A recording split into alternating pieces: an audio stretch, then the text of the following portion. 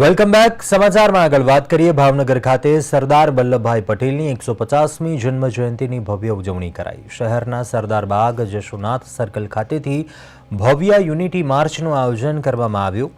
Cabinet મંત્રી જીતુ વાઘાણીની ઉપસ્થિતિમાં પશ્ચિમ વિધાનસભા વિસ્તારમાં યુનિટી માર્ચનું આયોજન કરાયું. સરદાર પટેલની 150મી જન્મ જયંતિ નિમિત્તે યુનિટી માર્ચના પ્રારંભ પ્રસંગે કેન્દ્રીય રાજ્યમંત્રી નિમુબેન બાંભણિયા, મંત્રી કૌશિક વિકરિયા, ધારાસભ્ય જેબી કાકડિયા, ધારાસભ્ય સેજલબેન પંડ્યા સહિતના રાજકીય આગેવાનો તેમજ પ્રસિદ્ધ લોકગાયક કીર્તિદાન ગઢવી, માયાભાઈ આહિર, રાજભા ગઢવી, સાગરદાન ગઢવી સહિતના આગેવાનો અને ભાવનગરના નાગરિક ભાઈઓ બહેનો બાળકો ખાસ ઉપસ્થિત રહ્યા હતા. સરદાર સાહેબ ની 150 જન્મ જયંતિ નિમિત્તે યુનિટી માર્ચના ઉપક્રમ નિમિત્તે 105 ભાવનગર વિધાનસભાના ધારાસભ્ય અને ગુજરાતના કેબિનેટ મંત્રી માનનીય જીતુ વાઘાણી સાહેબ એમની આગેવાનીમાં આ પદયાત્રાનું આયોજન કર્યું છે. માયાભાઈ આહિર, રાજભા વગેરે સંતો, ઘણા બધા કલાકારો અને આખું ભાવના પંથક એમાં જોડાયાનો આનંદ છે.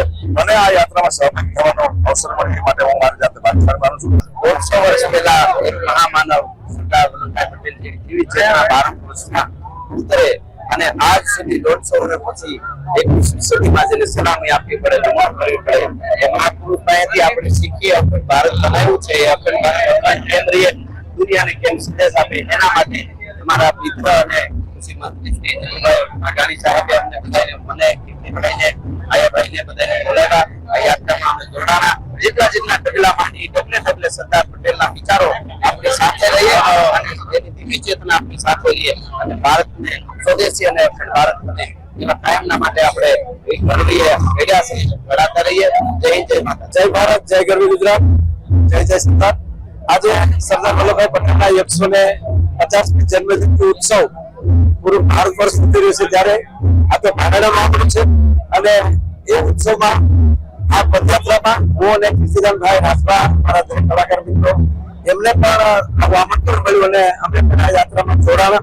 એનો અમને ગૌરવ છે. કીર્તિદાનભાઈ કીધું એમ કે આ એક લોખંડી પુરુષ, અખંડ ભારતના ઘડવૈયા એવા સરદાર વલ્લભભાઈ પટેલને એના 150મી જન્મ જયંતિની ખૂબ ખૂબ શુભકામના.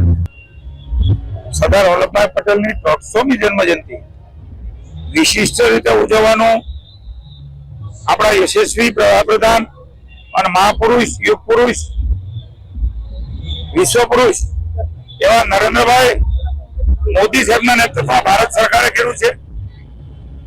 સમગ્ર ભારત વર્ષમાં યાત્રા નીકળી રહી છે. પદયાત્રા સ્વરૂપે 182 વિધાનસભામાં મુખ્યમંત્રી ભૂપેન્દ્રભાઈ પટેલના નેતૃત્વની અંદર આદરણીય મોદી સાહેબના માર્ગદર્શન નીચે ભારતીય જનતા પાર્ટીના અમારા માનનીય અધ્યક્ષ સતીશભાઈએ પણ સમગ્ર ભાજપની ટીમને, સામાન્ય નાગરિકો, વિશિષ્ટ લોકો, સેલિબ્રિટીઓ સરદાર સાહેબને ભાવાંજલિ આપવા માટે